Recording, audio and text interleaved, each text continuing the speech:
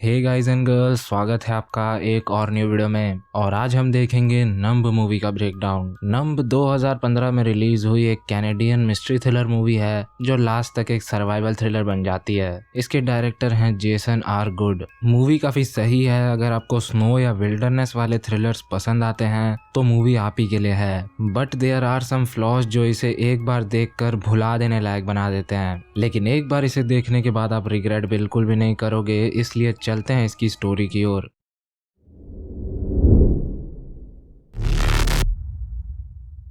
Movie के शुरू में हम देखते हैं एक पेशेंट को जिसकी हालत सही नहीं लग रही थी और वो होश में आते ही अपनी वाइफ डॉन के बारे में पूछता है। इसके साथ क्या हुआ, ये यहाँ तक कैसे पहुंचा और इसकी वाइफ कहाँ है, ये सब जानने के लिए हमें चलना होगा 2 दिन पीछे। हम एक कपल डॉन और विल को देखते हैं और विल वही स्टार्टिंग वाला पेशेंट है। खैर, ये दोनों वैंकूवर से काफी दूर यहाँ आए हैं क्योंकि विल की यहाँ नौकरी लगने वाली है और इतने दूर आकर नौकरी करने का रीजन है पैसों की तंगी। ऊपर से ये जिस घर में रहते हैं वो घर भी डॉन के डैड के नाम पर है, इसलिए ये लोग किसी और का और ज्यादा एहसान नहीं लेना चाहते, इसलिए विल इतनी दूर आकर भी काम करने को राजी है। अब इसके बाद काफी कुछ दिखाया जाता है, लेकिन हम आते हैं सीधा मुद्दे पे कि विल जिस जॉब के लिए यहाँ आया था वो उसे नहीं मिली, लेकिन उसने डॉन से ये बताया कि उसे जॉब मिल गई है। इन शॉर्ट उसने उसे झूठी तसल्ली दे दी। अब उन्हें वापस जाते हुए रास्ते पर 2 हिचहाइकर्स दिखे जो इतने ठंड में बाहर ठिठुर रहे थे। विल ने गाड़ी रोकी और वो उन दोनों को बैठा लिए।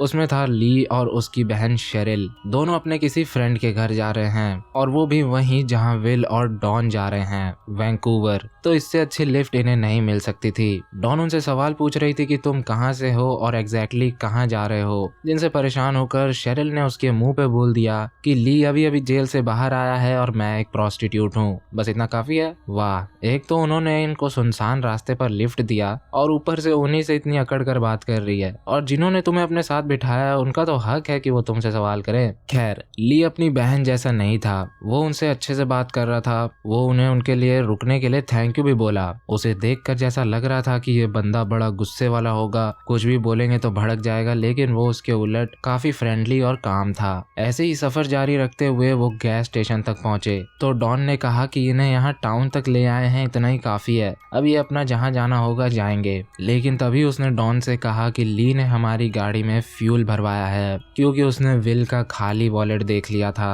अब ये किसी का एहसान लेना चाहते नहीं, इसलिए सफर साथ ही में जारी रहता है। रात के अंधेरे में विल गाड़ी चला रहा था और सब सोए हुए थे। तभी अचानक गाड़ी के सामने एक बंदा आया जो बाल बाल बच गया, वरना ठुकता तो बर्फ की तरह बिखर जाता क्योंकि उसकी बॉडी बर्फ की तरह जम चुकी थी। और ये देखकर विल और ली ने उसे गाड़ी में बैठा लिया। उसे लेकर वो लोग पुलिस स्टेशन पहुंचे जहां उन्होंने देखा कि वो बंदा तो मर चुका। इससे आप मौसम का अंदाजा लगा सकते हो कि बाहर कितनी ज्यादा ठंड है। ली ने उसका वॉलेट चेक किया जिसमें से उन्हें उसका नाम पता चला जो था कॉर्मैक, प्लस उसमें से उसके पैसे भी उसने ले लिए और कुछ पैसे वो विल को भी दे रहा था, लेकिन विल नहीं लिया। तो ली ने कहा कि ऐसा सोच ले कि हम चोरी नहीं कर रहे हैं, यूनिवर्स हमारी मदद कर रहा है। शेरिल ने भी बोल दिया कि हाँ हाँ, यूनिवर्स ने ही तेरी गाड़ी में पेट्रोल डलवाया। एहसान तो इन्होंने फिर भी जता ही दिया। फिर उन्हें उसके पॉकेट से एक पेपर भी मिला जिसमें जीपीएस कोऑर्डिनेट्स लिखे थे। खैर, पुलिस वहां आकर पूछताछ करती है और ये लोग सारा मामला बता देते हैं, सिवाय इसके कि इन्होंने उसके पैसे वैसे लिए हैं। वेल, ऑफिसर उन्हें बताती है कि अभी तुम लोग यहाँ से नहीं जा सकते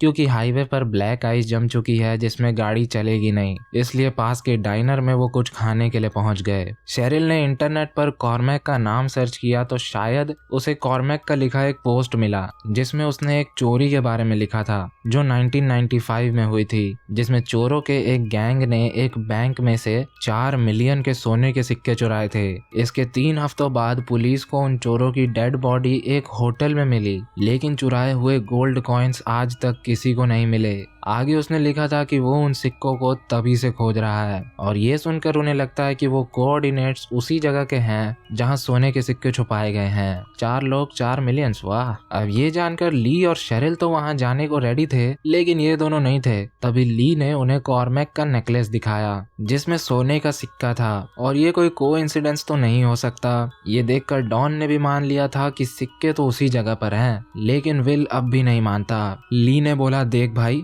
यूनिवर्स हमारी मदद कर रहा है। पुलिस को जैसे ही पता चलेगा कि वो बंदा बाहर खून जमा देने वाले ठंड में लूटा हुआ सोना ढूंढ रहा था, तो वो उस जगह की छानबीन करने में देरी नहीं करेंगे और उन्हें तो बड़े एरिया में सर्च करना होगा। हमारे पास तो एग्जैक्ट लोकेशन है। अच्छा यही होगा कि हम उनसे पहले उसे उठा लें। और यहीं पर डॉन बताती है कि विल फॉरेस्ट इंडस्ट्री में साइट सुपरवाइजर है, यानी इसे बर्फीली जगहों और जंगलों में सरवाइव करना आता है। बस और चाहिए क्या, गाड़ी अपने पास है, लोकेशन भी अपने पास है, बाहर बर्फबारी में जिंदा कैसे रहना है वो बताने वाला भी अपने साथ है। मौके को छोड़ना बेवकूफी होगी। तभी शेरिल वहां से उठकर गई और टेबल पर रखी एक जीपीएस को चुरा ली। उसमें उसने कोऑर्डिनेट्स डाले तो लोकेशन 30 मील दूर था। जैसे तैसे विल को मनाकर वो कल सुबह वहां जाने का प्लान बनाते हैं। वो रात बिताते हैं एक मोटेल में रूम लेकर, वो भी कॉर्मैक के पैसों से। अगली सुबह होते ही वो अपनी तलाश पर निकल जाते हैं और जहां तक गाड़ी जा सकती थी वहां तक आ जाते हैं। गाड़ी में से विल कुछ सामान लेता है जैसे कि माचिस, कैंडल्स, एक पाना और एक फ्लेयर गन जिसे रखता है ली और उसकी गोली रखता है विल। खैर जो भी वो ले सकते थे उसे लेकर वो पैदल चलने लगे। कुछ देर चलने के बाद विल ने उन सबको स्नो शू बना कर दिया जो पेड़ की टहनियों से बना था। उसे शूज में बांधने से बर्फ और जूतों का कांटेक्ट कम होगा और काम जल्दी नहीं बिगड़ेगा। उस जुगाड़ को छोटा करने के लिए ली ने नाइफ निकाल लिया और ये देखकर विल घबरा गया। अब ये बाइबल लेकर तो घूमेगा नहीं, जेल से निकला कैदी है। उसने उससे नाइफ मांगा तो ली ने उसे चुपचाप चाकू दे दिया। फिर जब विल अपने स्नो शू वाला जुगाड़ भिड़ा रहा था तब उससे उसी के एक जूते में नाइफ घुस गया, लेकिन उसने किसी को बताया नहीं। फिर उसने ली को नाइफ लौटा दिया। विल ने कहा कि हमें डिटूर करना पड़ेगा, मतलब हम जाएंगे तो सामने ही लेकिन लेफ्ट से घूमते हुए जाएंगे। वहां बर्फ की लेयर पतली होगी तो हमारे शूज हमारा ज्यादा साथ दे पाएंगे। इसलिए वो विल के पीछे चल दिए। वहां से वो वापस अपने रास्ते पर आ गए और वहां उन्होंने अपने स्नो शूज खोल दिए और कुछ आगे चलते ही आ गई एक खाई। उस क्लिफ को देखकर डॉन ने सोचा कि शेरिल को जीपीएस वीपीएस देखना आता नहीं और जानबूझकर गलत रास्ते पर ले आई। इसे लेकर वो छीना चपटी करने लगे, जिससे हुआ ये कि डॉन का पैर फिसला और वो खाई के एंड में लटक गई। वो तो अच्छा हुआ कि बाकी तीनों ने समय रहते उसे पकड़ लिया, वरना डॉन की नाइट यहीं हो जानी थी। फिर वो उसे खींचकर ऊपर लाए। डॉन बहुत ज्यादा डर चुकी थी क्योंकि उसे हाइट से डर लगता था। यहाँ उनके बीच बहस होती है लेकिन बात ज्यादा आगे नहीं बढ़ती। शेरिल ने ली से कह दिया कि इनसे पीछा छुड़वाना होगा। ली ने कहा कि एक बार सोना मिलने के बाद हम देखेंगे क्या करना है, फिलहाल अब इतने दूर आकर लौटने का मतलब नहीं। इसलिए वो खाई के एक साइड में जाने का डिसीजन लेते हैं, लेकिन सिर्फ आधे घंटे के लिए। अगर आधा घंटा चलने के बाद उन्हें नीचे जाने का कोई रास्ता नहीं मिला तो वो वापस चले जाएंगे, क्योंकि ज्यादा देर वो ठंड में बाहर नहीं रह सकते। इसके लिए सब राजी थे और फिर वो चल पड़े। फिर क्या हुआ, आधे घंटे की जगह वो लोग 2 घंटे तक चलते रहे, लेकिन फिर भी कहीं नहीं पहुंचे। यहाँ उनकी बॉडी जवाब देने लगी थी, इसलिए विल उनसे वापस चलने को कह रहा था, लेकिन शेरिल जिद पर अड़ी हुई थी। विल ने ली से कहा कि उसे समझाने की कोशिश कर और वापस लेकर चल, क्योंकि उन दोनों ने मौसम के हिसाब से कपड़े नहीं पहने हैं। उनके पास कैप और ग्लव्स नहीं है, शूज भी ढंग के नहीं है और अगर पैर ही जम गए तो खेल खत्म है। ली उसे समझाता है लेकिन वो उल्टा उसे ही सुना देती है कि तू कौन होता है मुझे रोकने वाला, मुझे जो करना है मैं करूंगी। प्लस एक थप्पड़ भी फ्री था। विल कुछ बोलता उससे पहले ली ने उससे कह दिया कि अपना मुंह बंद कर वरना मैं पूरा ही खोल दूंगा। और शुरू से हमें यही डर था कि दोनों पार्टी के बीच बहस होगी और फिर कोई एक ही बचेगा। वही यहाँ होने वाला था, लेकिन मामला ज्यादा गर्म नहीं हुआ, इतनी ठंड है ना इसीलिए। अब विल और डॉन भी आगे चल दिए क्योंकि वो जानते थे कि भाई बहन से ज्यादा देर यहाँ वो लोग टिक सकते हैं। फिर 1 और घंटा चलने के बाद उन्हें जंगलों में एक कैबिन दिखता है और ये उनके लिए रेगिस्तान में पानी मिलने से कम नहीं था। वो कैबिन लॉक्ड था, जिसका लॉक तोड़कर वो अंदर घुस जाते हैं। जल्दी से वहाँ स्टोव में आग लगाकर वो खुद को गर्म करते हैं। विल को वहाँ से ग्लव्स और कैप्स भी मिल जाते हैं जो ली और शेरिल के काम आएंगे। ली खाने के लिए कुछ पका रहा था और वो वहाँ पर कुछ पैसे भी रख देता है ताकि कैबिन में रहने वाले को बुरा ना लगे। विल वहाँ से उस पूरे एरिया का मैप भी देख लेता है, जिससे उसे काफी कुछ समझ आ गया था। वो लोग खाना खा ही रहे थे कि तभी कैबिन का ओनर अपनी स्नोमोबाइल लेकर वहां पहुंच जाता है। वो अंदर आता है, वो भी एक स्नाइपर लेकर। माहौल में टेंशन ठंड से भी तेजी से बढ़ती है। वो लोग उससे कहते हैं कि हम रास्ता भटक चुके थे और जो भी हमने तुम्हारा लिया है उसके लिए हम सॉरी हैं और हमने वहाँ कुछ पैसे भी रख दिए हैं। लेकिन वो हंटर बहुत चालू था। वो विल को देखने भर से समझ गया था कि ये लोग झूठ बोल रहे हैं। अब इससे पहले शेरिल मामला मामला बिगाड़ देती, डॉन ने समझदारी का काम किया उसे ये बताकर कि वो लोग यहाँ गोल्ड खोजने आए हैं, और उससे भी समझदारी का काम किया ली ने ये कहकर कि हाँ रेडियो में कॉन्टेस्ट चल रहा है ना छुपा हुआ गोल्ड खोजने का, पूरे $20,000 का गोल्ड यहाँ कहीं छुपाया गया है, ये रहे उस लोकेशन के कोऑर्डिनेट्स, ये ले लो और हमें जाने दो। उसे लेकर वो उन्हें यहाँ से जल्दी से निकलने को कहता है, लेकिन शेरिल सीधा टॉयलेट में चली जाती है। ये देखकर हंटर कहता है कि तुम लोगों के अंदर सच में किसी के लिए रिस्पेक्ट नहीं है। शेरिल को टॉयलेट में ढेर सारी अल्कोहल दिखती है। खैर इसके बाद जब वो जाने लगते हैं तब विल बाहर रखे रस्सी को चुरा लेता है। रिस्पेक्ट भाड़ में गई, सर्वाइवल के लिए जो करना पड़ेगा वो तो करना पड़ेगा। रस्सी लेकर वो क्लिफ के पास पहुंचे और वहां से उतरने का प्लान बनाए। अब यहाँ पर डॉन उससे कह रही थी कि हमें उस लूट की इतनी भी जरूरत नहीं है कि हम अपनी जान की बाजी लगाएं, वैसे भी तुम्हारी जॉब तो लग चुकी है ना, यहाँ से वापस चलते हैं, जिंदा रहेंगे तो कुछ मैनेज कर लेंगे। लेकिन तभी विल उसे बता देता है कि मेरी कोई जॉब वॉब नहीं लगी, मैंने तुमसे झूठ बोला था। ये जानकर डॉन तो अब लूट के लिए और भी ज्यादा डेस्परेट हो चुकी थी, इतनी कि सबसे पहले वो ही नीचे गई, फिर ली, उसके बाद शेरिल और फिर विल, सब कोई नीचे आ चुके थे। अब जैसे जैसे दिन ढलता जा रहा था वैसे ही टेम्परेचर भी गिरता जा रहा था और साथ ही चलते चलते शेरिल भी गिर पड़ी। ली और विल उसे उठाते हैं और स्नो का ढेर खड़ा करने लगते हैं। तभी विल देखता है कि डॉन वहां थी ही नहीं। वो टॉर्च लेकर डॉन को खोजने जाता है जो किसी आत्मा की तरह भटक रही थी। वो उसे वापस लेकर आता है और वो लोग एक क्वींजी बनाकर उसी में रात बिताते हैं। क्वींजी इग्लू की तरह ही होती है, अपने अंदर बॉडी की हीट को ट्रैप कर लेती है जिससे अंदर का टेम्परेचर गर्म रहता है, इसलिए वो अगली सुबह देख पाते हैं। लेकिन विल ने देखा कि उसका जो जूता कट चुका था वो रात भर क्वींजी के बाहर रह गया था जिसके अंदर बर्फ भर चुका था। फिर भी वो आगे बढ़ते हैं लेकिन विल ज्यादा दूर नहीं जा पाता। शू खोलकर वो अपने पैर की हालत देखता है and oh it was bad. वो उनसे वापस चलने को कहता है लेकिन कोई भी दोबारा उस क्लिफ की चढ़ाई नहीं करने वाला। विल उन्हें समझाता है कि अगर वो ऐसे ही चलता रहा तो 1 घंटे बाद उसके टोज की हालत बहुत खराब हो जाएगी और उसे उन्हें कटवाना पड़ जाएगा, फिर ऐसे ही उसका पैर भी जाएगा और फिर उसकी आधी टांग जाएगी। लेकिन शेरिल और ली उसे जो करना है कर कहकर आगे बढ़ जाते हैं। यहाँ पर डॉन लालच में आ जाती है और विल से सफर जारी रखने को कहती है, लेकिन विल उससे कहता है कि अगर हम वहां पहुंच गए और वहां सोना नहीं हुआ तो मेरी जिंदगी बर्बाद हो जाएगी, ना मेरा पैर बचेगा और ना मैं किसी काम का बचूंगा। पैसे तो ऑलरेडी ही नहीं है लेकिन जो घर है वो भी हम खो देंगे। ये सुनकर डॉन उसका साथ देने की जगह उसी पे चिल्लाने लगी। वो कहती है कि तुम्हें अंदाजा भी है कि मुझे कैसा लगता है जब मेरा बाप मुझे बात बात पर याद दिलाता है कि तेरा नल्ला पति मेरे पैसों के घर पे रह रहा है। हर बार तुम यही कहते हो कि तुम कुछ कर लोगे लेकिन आज तक तुमसे कुछ नहीं हुआ और ये भी तुमसे होगा नहीं, इसलिए जो करना है करो, मैं तो जा रही सोना खोजने। और यहाँ विल अकेला वापस चल देता है और बाकी तीनों लूट के पीछे।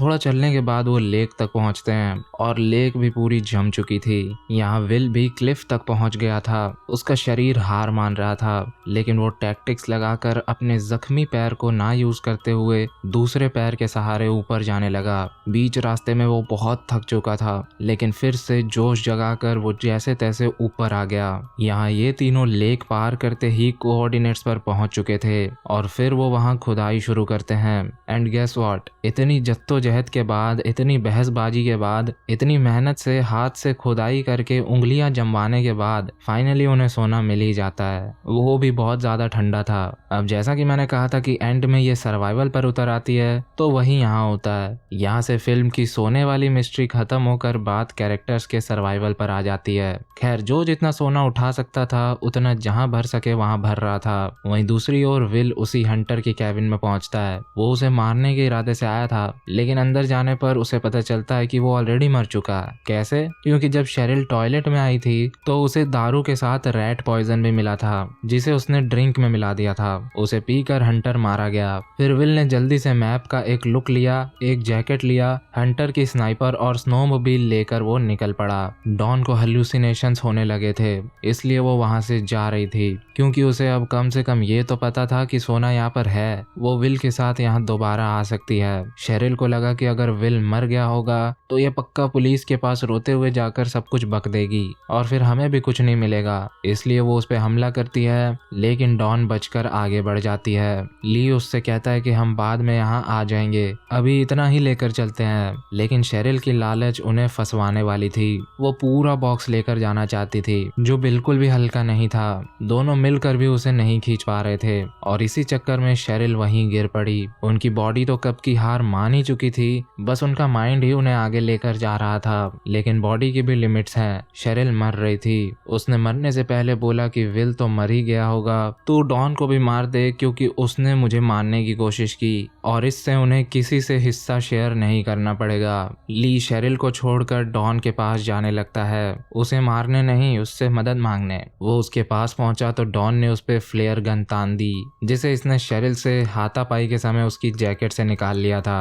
वो उससे कह रहा था कि शेरिल मर रही है, अगर तुम उसे खींचने में मेरी मदद नहीं करोगी तो वो मर जाएगी। डॉन ने बोला हम सब मर रहे हैं। ली वापस शेरिल के पास गया तो देखा कि शेरिल मर चुकी थी और इस मोमेंट पर आपको उनकी हालत अपने चेहरे पे फील होती है। खैर थोड़ा रो धोकर वो शेरिल की जैकेट ले लेता है और फिर वो डॉन को चेज करता है। विल स्नोमोबाइल लेकर क्लिफ तक आता है और स्नाइपर के स्कोप से देखता है कि ली डॉन को चेज कर रहा है। वो उस पर 2 शॉट्स लेता है लेकिन उसे गोली नहीं लगती। ली डॉन को बताता है कि विल ने मुझ पे गोलियां चलाई। ये सुनकर डॉन को तसल्ली हो जाती है कि विल अब भी जिंदा है। अब इसे कैसे पता कि विल ने ही गोलियां चलाई, जबकि स्नाइपर तो हंटर के पास थी ना। वो इसलिए क्योंकि शेरिल ने उसे बता दिया था कि हंटर अब तक मर चुका होगा।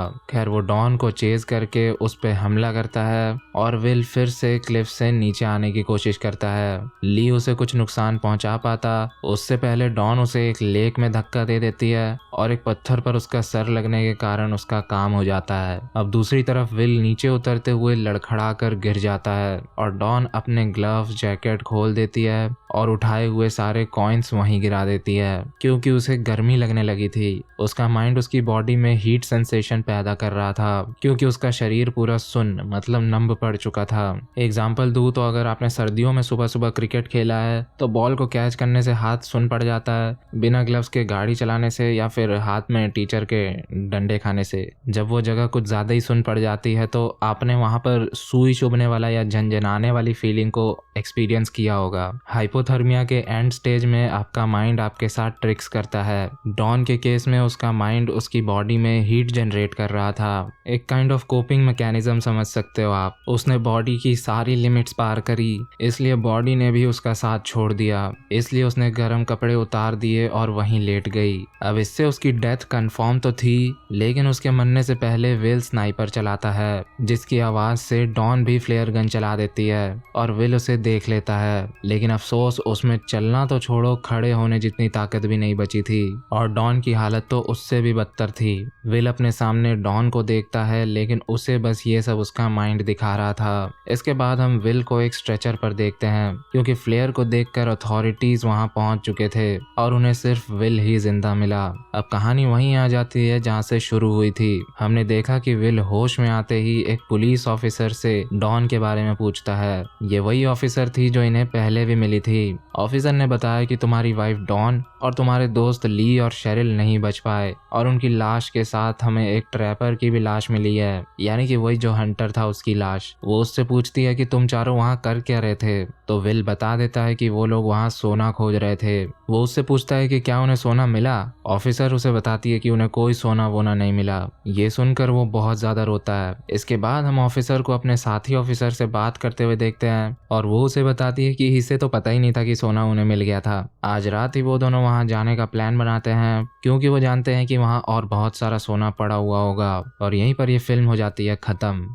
तो ये मूवी मस्त थी, लेकिन इससे पहले कि आप जाओ थोड़ा विल का दुख दर्द बांट लेते हैं। बेचारा अपनी लाइफ सुधारने यहाँ आया था और अपनी वाइफ को ही खो बैठा। जीवन में ऑलरेडी उसके पास बहुत सारे दुख थे, जॉब नहीं थी, खुद का घर भी नहीं था, फैमिली भी नहीं थी, लेकिन जो साथ में थी उसे खोने का रिग्रेट उसे जीवन भर रहेगा। घर जाकर जब डॉन का बाप उससे डॉन के बारे में पूछेगा तो क्या कहेगा कि मैं उसे छोड़ आया था मरने के लिए। यही चीज उसे जीवन भर खाएगी। काश मैं उसे जबरदस्ती अपने साथ ले आता तो वो मेरे साथ होती, या फिर काश उसके साथ चला जाता, कम से कम मरते तो दोनों साथ में मरते। ऑफिसर ने भी उसे धोखे में रखा कि कोई सोना वोना नहीं मिला।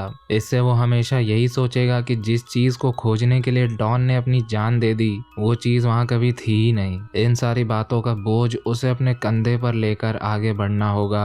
खैर, ये मूवी शुरू से एंड तक आपको अपने जगह पर चिपका कर रखती है। सबसे पहला पॉजिटिव पॉइंट तो ये था कि स्नो, मेनली विंटर और उसके नेचर को दिखाने वाली इससे बढ़िया फिल्म मैंने आज तक नहीं देखी। कोई भी मौसम एक्सट्रीम लेवल पर आपके लिए कितनी घातक साबित हो सकती है वो आप इसे देखकर समझ जाओगे। फिल्म काफी कुछ सिखाती भी है, जैसे लालच करो लेकिन एक हद तक, हद से ज्यादा लालच आपको कहीं का नहीं छोड़ेगी। मूवी की टैगलाइन भी यही है, लालच की कोई सीमा नहीं होती। सबसे बड़ा लेसन ये था कि लोगों के लुक्स और उनके हालातों को देखकर उन्हें कभी जज मत करो। भाई बहन वाली जोड़ी को देखकर शुरू से हमें ये लगता है कि ली तो जेल से अभी अभी निकला है और ये सोना पाने के लिए कुछ भी करेगा, और शेरिल सीधी सादी लगती है, लेकिन ऐसा था नहीं। आप मूवी देखकर समझ जाओगे कि शेरिल ने ही सिचुएशन बिगाड़ने वाले सारे काम किए थे। उसी के अंदर सबसे ज्यादा लालच थी। ली ने उसे समझाया भी था, लेकिन वो दिमाग से ज्यादा मुंह चलाती थी। वहीं हस्बैंड वाइफ वाली जोड़ी को देखकर लगता है कि विल पैसों के लिए बहुत ज्यादा डेस्परेट है। अगर इसे किसी खोए हुए खजाने का पता भी लग गया तो ये कोई भी हद पार कर देगा, लेकिन कोऑर्डिनेट्स होने के बावजूद भी वो लूट की सर्च में नहीं जाना चाहता था। वहीं डॉन जाने को राजी थी, जबकि तब उसे ये पता था कि विल की जॉब लगने वाली है। हम जिसके बारे में जैसा सोचते हैं वो वैसा नहीं निकलता। लोगों के हालात उन्हें कोई भी लिमिट्स पार करवा सकते हैं। अब कुछ नेगेटिव पॉइंट्स पर बात करते हैं। तो लॉजिकली देखा जाए तो विल को ऐसे मौसम में सरवाइव करने के टैक्टिक्स आते थे, तो क्यों वो लोग ढंग के कपड़े, जूते, शवल, रस्सी एटसेट्रा नहीं लेकर गए? अपने पैसों से नहीं तो कम से कम कॉर्मेक के पैसों से ले जाते, वो कौन सा बुरा मान जाता। हाँ, थोड़ा टाइम वेस्ट होता, लेकिन उतना नहीं जितना बिना सामान के हुआ। जाने से पहले ये भी तो सोचना चाहिए था ना कि खाली हाथ जा रहे हैं, 4 मिलियन वर्थ सोना भरकर लाएंगे किसमें। खैर, अच्छे लेसन देने के चक्कर में मूवी कुछ चीजों के मामले में थोड़ी वीक रह गई। बाकी overall it's a must watch if you love chilling thrills. बाकी आज की वीडियो में यही था गाइस। वीडियो पसंद आई तो सब्सक्राइब करके बेल आइकन को ऑल पे सेट कर देना, और अपने दोस्तों के साथ भी शेयर कर देना यार। यूट्यूब चलाते हो तो किसी को तो सब्सक्राइब करना पड़ेगा ना, मुझे ही कर लो। और चाहो तो आप मेरे साथ मेरे सस्ते इंस्टाग्राम पर भी जुड़ सकते हो, जिसका लिंक आपको डिस्क्रिप्शन में मिल जाएगा। मैं आपका हॉरर होस्ट एंड घोस्ट आपसे किसी न्यू वीडियो में मिलूंगा। तब तक के लिए बाय बाय।